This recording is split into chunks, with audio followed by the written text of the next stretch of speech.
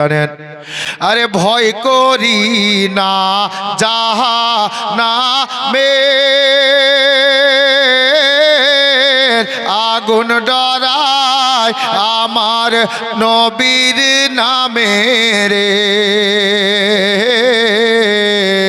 ভয় করি না যাহা না মে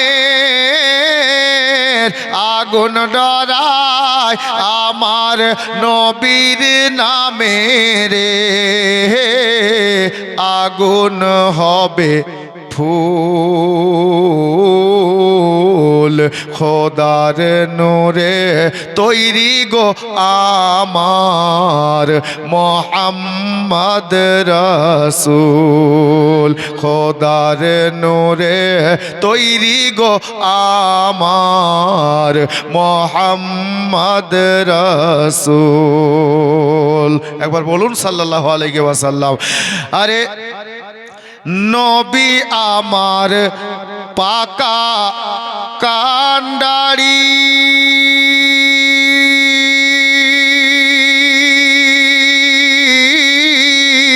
শক্ত হালে ছাড়বেন তরি রে নবী আমার পাকা কান্ডারি শক্ত হালে ছাড়বেন তরি রে তাই তো বসে আরাম করি পাইব নদীর কুল খোদার নূরে তৈরি গো আমার মোহাম্মদ রাসূল খোদার নূরে তৈরি গো আমার মোহাম্মদ রাসূল। আরে জান্নাতের ওই হুরো পরি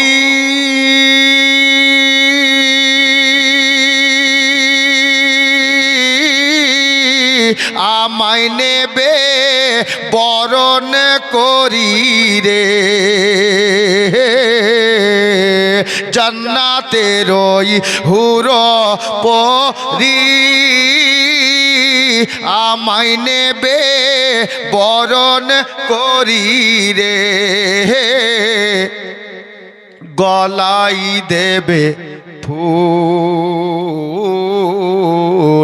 খোদার নূরে তৈরি গো আমার মোহাম্মদ রাসূল খোদার নূরে তৈরি গো আমার মোহাম্মদ রাসূল। বাবারা ভাইরা মা বোনেরা আমার ইমাম মুসলিম রাদিয়াল্লাহু তাআলা আনহু ওই বাড়ির ছাদের উপরে দাঁড়িয়ে আছেন বাবা এইদিকে ইবনে জিয়াদের ২০-২২টা স্বর্ণ কেউ ওঠার সাহস করে না অনেক চিন্তা ভাবনা করে এই ২০-২২টা স্বর্ণের মধ্যে থেকে একটা স্বর্ণ বাবা আমার ইমাম মুসলিমকে ডাক দিয়ে বলছে ওগো ইমাম মুসলিম নিচে নেমে এসো আমরা আমান দিলাম। আমান দিলাম মানে যুদ্ধ বন্ধ আর লড়াই করব না নেমে আসো। আমার ইমাম মুসলিম বলেন তোমরা সত্যি বলছো? বলে হ্যাঁ সত্যি বলছি আমান দিলাম আর যুদ্ধ করব না মারপিট করব না নিচে এসো। আমার ইমাম মুসলিম বিশ্বাস করে নিচে নেমে আসলেন। আচ্ছা বলো এবার কি বলতে চাও? তারা বলল আপনাকে গ্রেফতার করা হলো, আপনাকে গ্রেফতার করা হলো। ঠিক আছে গ্রেফতার করো, চলো কোথায় যেতে হবে? তারা বলল ইবনে জিয়াদের দরবারে নিয়ে যাওয়া হবে। আমার ইমাম মুসলিম বলছে তাহলে চলো। বিবি তুয়ার বাড়ি থেকে বেরোলেন, সামনে ঘোড়া রাখা হলো। আমার ইমাম মুসলিম একটা পা বাবা জিনে রেখে দিয়ে, জিন মানে ঘোড়ার পিঠে চাপার জন্য যেটা সিঁড়ি ধাপ একটা দড়ি করে টাঙা থাকে ওটাকে জিন বলে। জিনে পা দিলেন বাবা, আর ওই জিনে পা দিয়ে ইমাম মুসলিম রাদিয়াল্লাহু তাআলা আনহু দ্বিতীয় পা তুলে ঘোড়ায় বসতে যাবেন। ঘোড়ায় যেমনই বসেছেন ইমাম মুসলিমের জবান থেকে বেরোলো ইন্না লিল্লাহি ওয়া ইন্না ইলাইহি রাজিউন। 20-22টা সৈন্য। বলছে ইমাম মুসলিম কি ব্যাপার, ঘোড়াতে চাপার দোয়া এটা? বলে না। তো তাহলে ইন্নালিল্লাহ কেন পড়লেন? ইমাম মুসলিম বলছে ওরে এজিদি সৈন্যবাহিনী শোন, তোরা আমাকে পাগল মনে করিস না, আমি অতটাও পাগল না। কেন ইন্নালিল্লাহ পড়লাম জানো? বলে কেন? বলে কারণ হলো এটা, আমি যখন মক্কা থেকে কুফাতে এসেছিলাম আমার সঙ্গে অনেকে ছিল, এই পর্যন্ত আমার সবাই আমার সঙ্গে ছেড়ে দিয়েছে, আমি একা হয়ে গেছি, শুধুমাত্র আমার সঙ্গী হয়েছিল আমার কোমরের তলোয়ারটা। তোমরা ভাবছো আমি বুঝতে পারিনি? আমি ঘোড়ার পিঠে চাপার সময় একটা পা রেখে আর অপর পা তুলতে যাব, এই টাইমে লুকিয়ে চুরি করে আমার কোমর থেকে তলোয়ার তোমরা বের করে নিয়েছো। আমি বুঝতে পেরে গেলাম আমার উপরে মুসিবত আসতে আর দেরি নাই, এই জন্য ইন্নালিল্লাহ শরীফটা পাঠ করেছি। চল যেখানে নিয়ে যাবি চল। ঘোড়ার দিক চাপিয়ে নিয়ে আমার ইমাম মুসলিমকে ইবনে জিয়াদের দরবারে নিয়ে যাওয়া হলো। ইবনে জিয়াদ বলল এখন জেলখানাতে বন্দি করো, কালকে সরকারি টাইমে জেলখানা থেকে বের করব, তখন যা করার করব। জেলখানাতে বন্দি থাকলেন। আল্লাহু আকবার। সারা রাত ইমাম মুসলিম আমার নবীর প্রতি দরুদ ও সালাম পড়লেন আর ওই জেলখানাতে থাকলেন। সরকারি টাইমে তারপর দিন সকালবেলাতে ইমাম মুসলিমকে জেলখানা থেকে বের করা হলো, ইবনে জিয়াদের দরবারে হাজির করা হলো। ইবনে জিয়াদ বলছে, ইমাম মুসলিম। হ্যাঁ বলেন। আলে নবীর ভাষা তো বুঝতে পারছেন, বলুন। বলে দেখো তোমার কাছে দুটা অপশন, দুটা রাস্তা। কি? এজিদকে ধরে নাও, হুসাইনকে ছেড়ে দাও, এটা একটা রাস্তা। তুমি যা চাইবে তা পাবে। আর যদি তুমি এজিদকে না মানো, হুসাইনকে না ছাড়ো, তাহলে তোমাকে দুনিয়া থেকে বিদায় নিতে হবে। কোনটা তুমি বাঁচবে বাঁচো? কি বলছো বলো? তো রাজপ্রসাদে অনেক লোক। ইমাম মুসলিম বলছেন ঠিক আছে, হুসাইনকে ছাড়তে বলছো, ছেড়ে দেব, তবে আমার একটা শর্ত আছে। কি বললেন? আমার একটা শর্ত আছে।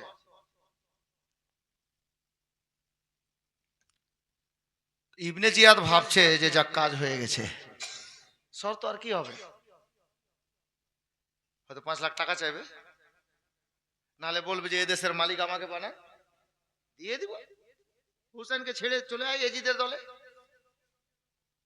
শর্ত আছে। ইবনে জিয়াদ হাসতে হাসতে বলছে যাক মুসলিম, যা হওয়ার হলো, তো শর্তটা বল, তো শর্তটা বল। ইমাম মুসলিম বলছেন আমার শর্ত শুনবেন? হ্যাঁ। বলে আমার শর্ত হলো, আমি তো হুসাইনকে মানি, হুসাইনকে জানি, আমার হুসাইনের নানার মতো যদি এজিদের নানা হয়, হুসাইনের বাপের মতো যদি এজিদের বাপ হয়, হুসাইনের মায়ের মতো এজিদের মা হয়, হুসাইনের ভাইয়ের মতো যদি এজিদের ভাই হয়, এক কথায় হুসাইনের বংশের মতো যদি ইয়াজিদের বংশ হয়, তাহলে হুসাইনকে ছেড়ে দেব, এজিদকে মেনে নেব। শর্ত শুনে ইবনে জিয়াদের মাথা গরম। বলে এটা কি করে সম্ভব? বলে কেন, কেন সম্ভব না? ইমাম মুসলিম বলছেন কেন সম্ভব না? বলে এই জন্য সম্ভব নয় যে আমাদের মা একটা দেশের রানী হতে পারে, দুটা দেশের রানী হতে পারে, কিন্তু কারো মা জান্নাত রানী হবে না। আমার হুসাইনের মা হলো জান্নাত রানী ফাতেমা। আমাদের পৃথিবীর সমস্ত লোকের মায়ের জীবনে হয়তো নামাজ কাজা আছে, তাহাজ্জুদ পড়েনি, কিন্তু হুসাইনের মায়ের জীবনে 5 ওয়াক্তের নামাজ তো দূরের কথা, তাহাজ্জুদের নামাজও ছাড়েনি। হুসাইনের মায়ের মতো মা হবে না। বাবার মতো বাবা হবে না। কে বলছে? ইবনে জিয়াদি বলছে বাবার মতো বাবা হবে না। বলে কেন? বলে বাবার মতো বাবা এজন্য হবে না, সমস্ত লোকের বাবা মায়ের গর্ভ থেকে হয়েছে নিজের বাড়িতে, ক্লিনিকে, নার্সিং হোমে, মা হসপিটালে, আপনার কি বলে না, আপনার কি বলে অনেকে আয়ার বাড়িতে, কিন্তু আল্লাহ পাকের প্রিয় হাবিবের নাতি ইমাম হুসাইনের আব্বা হয়েছে আল্লাহ পাকের পবিত্র ঘর কাবা ঘরে। হ্যাঁ?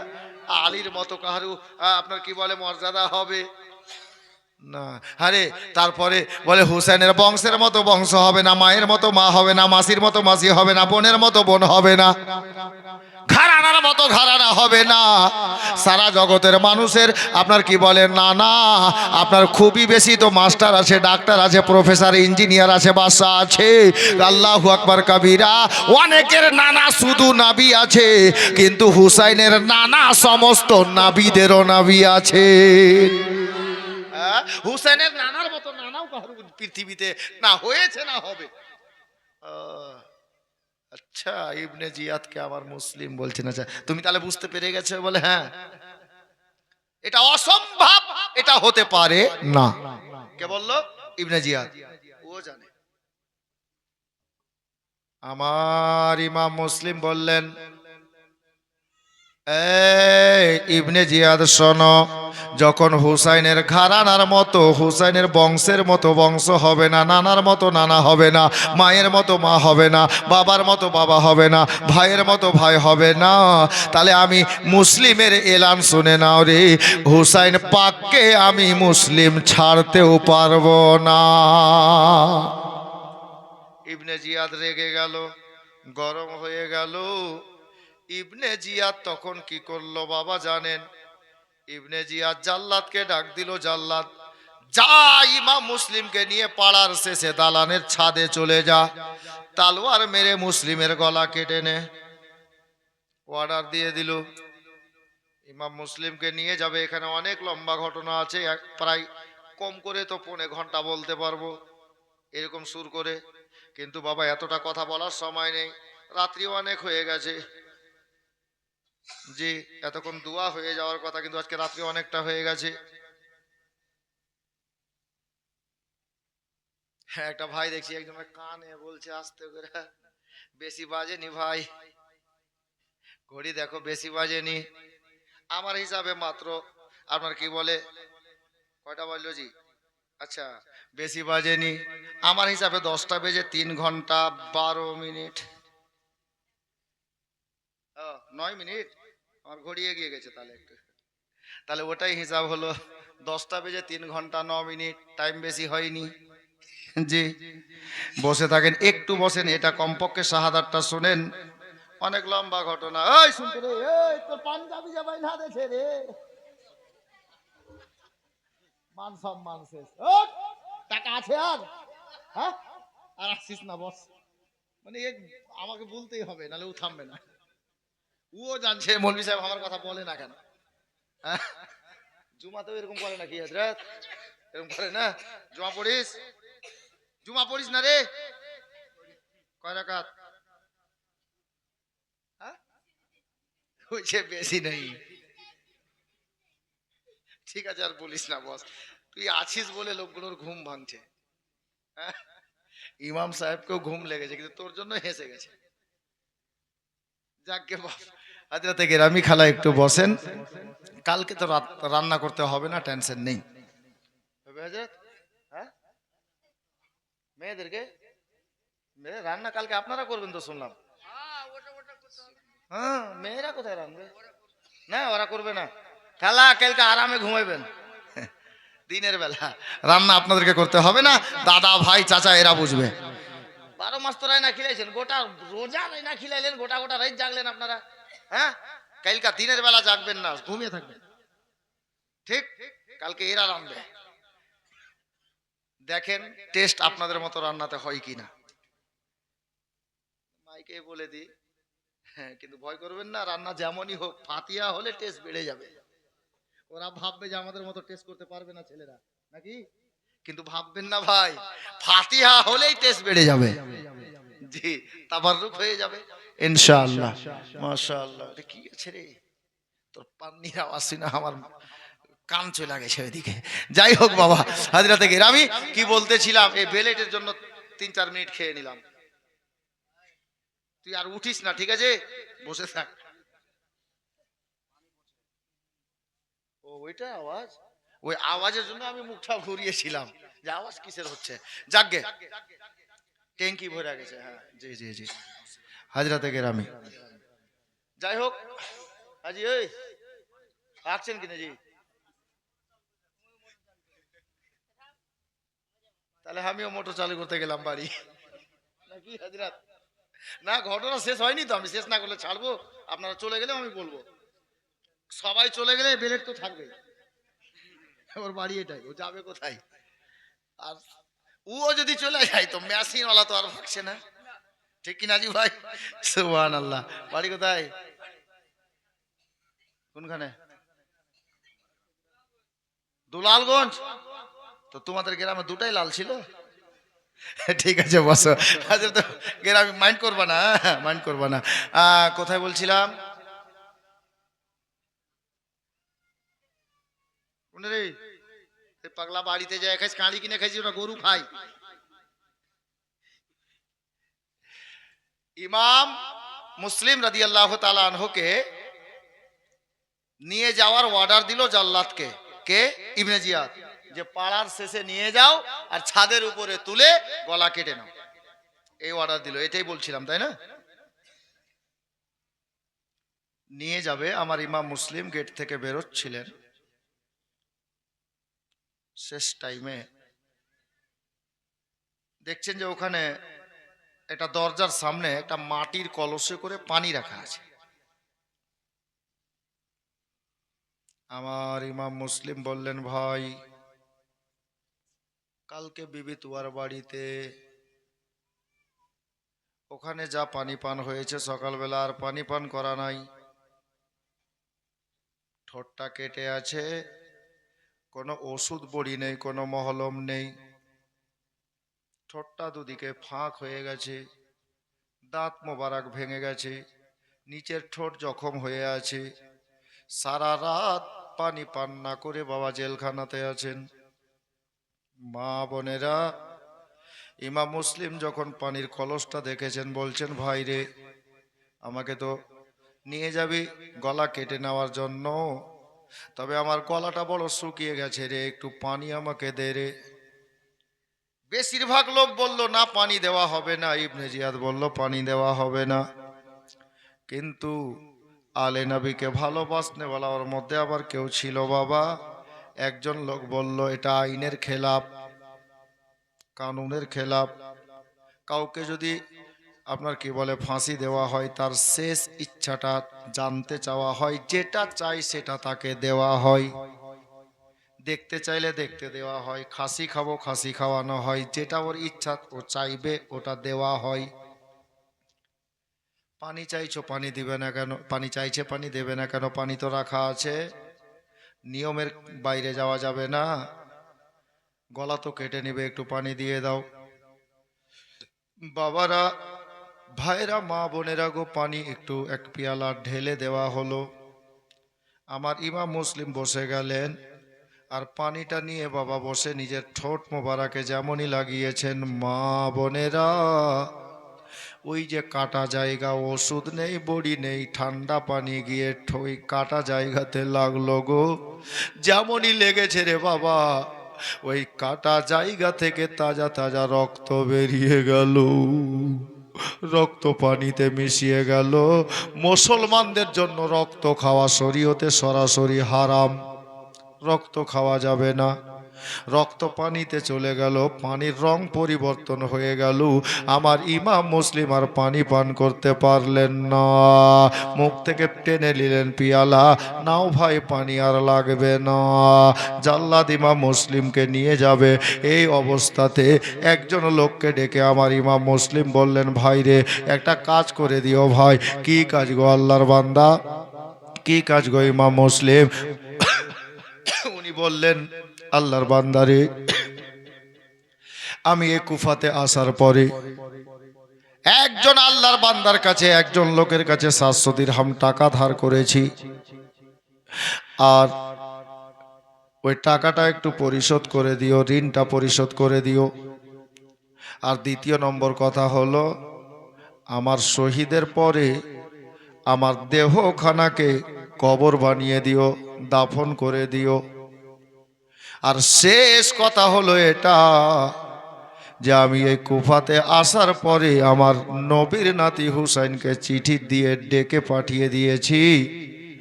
আমার ইমাম হুসাইন যদি চলে আসে তাহলে দয়া করে তিনাকে বাড়ি যেতে বলিও, আর যদি না আসে আমার শহীদের পরে দয়া করে তিনাকে লোক পাঠিয়ে রাস্তা থেকে ফিরিয়ে দিও, যেন এই কুফা শহরে হুজুর না ঢুকে। তিনটা কথা বলা হলো বাবা। পার্সোনালে একজন আল্লাহর বান্দাকে আমার ইমাম মুসলিম বললেন। এবার ইবনে জিয়াদ চাপ দিল, ওই লোকটা বলতে বাধ্য হয়ে গেল। ইবনে জিয়াদকে বলে দেওয়া হলো।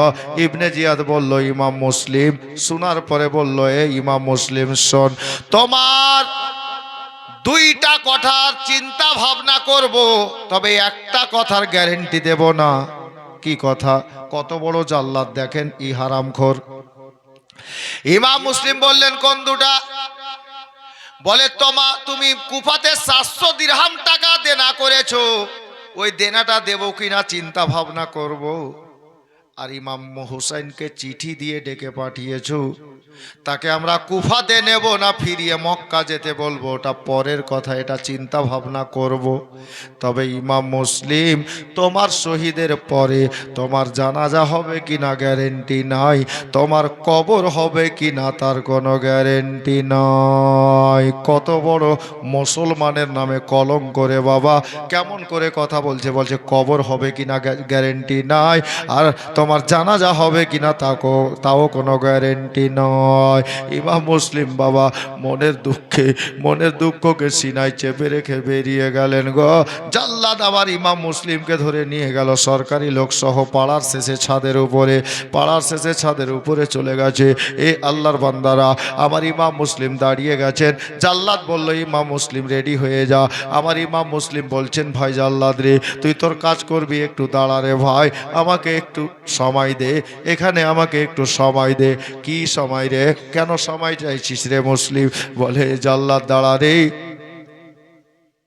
আমাদের বাড়ি সোনার মদিনাতে রে, আমরা নবী পাকের বংশধর থেকে আছি রে, আর তো সোনার মদিনা যেতে পারবো না রে, আমার দুনিয়া থেকে বিদায় করে দিবি রে।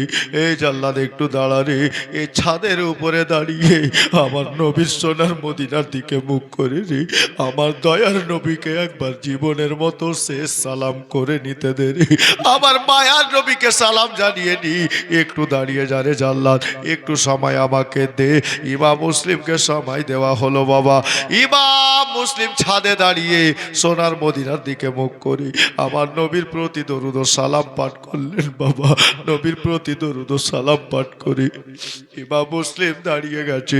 এবার বলছেন, জাল্লাদ এবার তোর কাজ কর বলা মাত্রে বাবা আবার ইমাম মুসলিমের হটটা শুকিয়ে গেছে, আবার গলাটা শুকিয়ে গেছে। আবার ইমাম মুসলিম থামতে না পেরে বললেন, এই জাল্লাদ, একটু আমাকে যদি পানি দিতিস তো ভালো হতো, আবার পিপাসা লেগে গেছে, হুলকুমখানা শুকিয়ে গেছে, একটু পানি দাও রে। আবার বলে করে একটু পানি তারা দিল বাবা। ইমাম মুসলিম ছাদে বসে গেলেন, আবার পানিটা যেমন ঠোঁটে লাগিয়েছেন, আবার তাজা তাজা রক্ত বেরিয়ে গেল, পানি পান করা হলো না। ইমাম মুসলিম ছাদে ওই পানির পেয়ালা ফিরিয়ে দিয়ে বললেন, এ জাল্লাদ, আর দেরি করিস না, তোর কাজ কর রে, এই দুনিয়ার পানি আর আমাকে লাগবে না।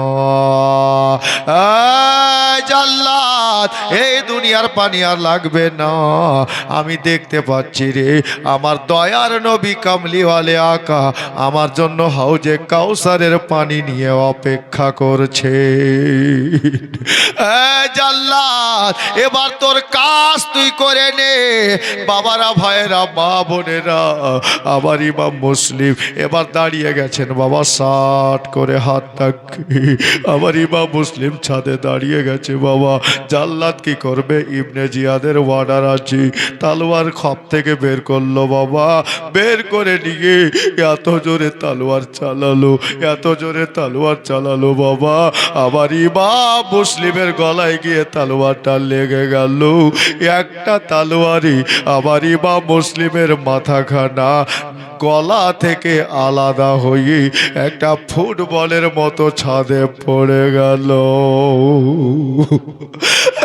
বাবার ভাইয়েরা, ইমাম মুসলিমের গলাখানা এক তালোয়ার মেরে দিয়ে মাথাটা আলাদা করে দেওয়া হলো। দেহটা একদিকে পড়েছি, মাথাটা একদিকে পড়েছি। আসমানে সূর্য উঠেছিল বাবা, এই দৃশ্য দেখে সূর্য নিজের জায়গায় থাকলো না গো, বাদলের মধ্যে সূর্য লুকিয়ে গেল। আল্লাহর ফারিস্তারা কাঁদে।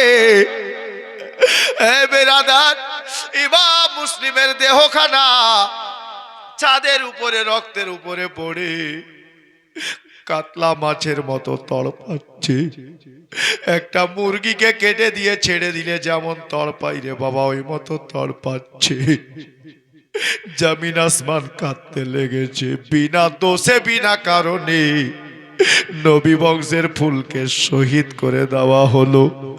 এ বাবারা ভাইরা, ইমাম মুসলিমের দুইটা বেটা কাজী সাহেবের বাড়িতে আছে রে বাবা। ছেলেদেরকে চুল পরিমাণে খবর নাই গো, যাদের মা দুনিয়াতে নাই, আজকে তাদের বাবা দুনিয়া থেকে শহীদ হয়ে গেল। ছেলে দুটি এখন পর্যন্ত জানে না। এ বাবারা ভাইরা, মা বোনেরা গো, ইমাম মুসলিম দুনিয়া থেকে পর্দা করলেন, জামে শাহাদাত পান করলেন। আমরা সবাই একবার পড়ি ইন্না লিল্লাহি ওয়া ইন্না ইলাইহি রাজিউন। এ বেরাদার, আমার ইমাম মুসলিমকে শহীদ করে দেওয়ার পরে ইবনে জিয়াদের কাছে খবর পাঠানো হলো, ওগো ইবনে জিয়াদ, ইমাম মুসলিমের দেহটাকে কি করব? তাই ইবনে জিয়াদ অর্ডার দিল, মাথাটাকে কি করব? অর্ডার দিল মাথাটাকে ছাদের উপর থেকে ফুটবলের মতো জমিনে রাস্তায় চালিয়ে দে, আর দেহটাকে হাত পা ধরে নিয়ে উপর থেকে জমিনে ফেলে দে। এ বাবা, কত বড় দুষ্ট দুরাচার! ইমাম মুসলিমের দেহকে একজন রাইটার লিখেছেন, পায়ে দড়ি বেঁধে কুফা শহরের অলিগলিতে ঘোরানো হয়েছিল। একজন লেখক লিখছে, রে বাবা, এই জালিমের দলেরা, দুষ্ট দুরাচারেরা আমার ইমাম মুসলিম পাকের দেহখানা কি ইবনে জিয়াদের নির্দেশ পাওয়া মাত্রে ওই আপনার কি বলে কুফা শহরের মধ্যে ফাঁকা জায়গাতে ইমাম মুসলিমের দেহর উপরে এত ঘোড়া চালালো, দেহকে হাড় মাংস সবকে গুঁড়ো গুঁড়ো করে দিয়ে ধুলো বালির সঙ্গে মিশিয়ে দিল। এত বড় জালিম, এত বড় কামবাখাত, এত দুষ্ট দুরাচার রে বাবা। এই জন্য আমি গজলের মধ্যে পড়েছিলাম, ওরে ইয়াজিদ হারিস সীমার রহম হয়নি দিলে, তাই তো তোরা করলি শহীদ আমার নবী বংশের ফুলের। আরে যাহা নামে জ্বলবি তোরা, এটাই তোদের ফল। তোরা দেখবি যদি রক্তের রাঙ্গা কারবালাতে চল, কারবালাতে চল। বাবা ভাইরা, মা বোনেরা, ইমাম মুসলিম রাদিয়াল্লাহু তাআলা আনহু জামে শাহাদাত পান করলেন, উনার জানাজাও করলো না এক কামবাখাতের দলেরা, আর কবরও বানালেন না। দেহটাকে মাটির সঙ্গে ঘোড়া চালিয়ে মিসমার করে দিল, মিশিয়ে দিল। আল্লাহু আকবার কবিরা! এত বড় জালিম আমার ইমাম মুসলিম রাদিয়াল্লাহু তাআলা আনহু মা ফাতেমার বেটার মহব্বতে, মায়ার নবীর ভালোবাসাতে দুনিয়া থেকে পর্দা করে গেলেন, জামে শাহাদাত পান করলেন, দয়ার নবীর সঙ্গে দেখা হবে। আমার ইমাম মুসলিম দুনিয়া থেকে পর্দা করলেন। আমি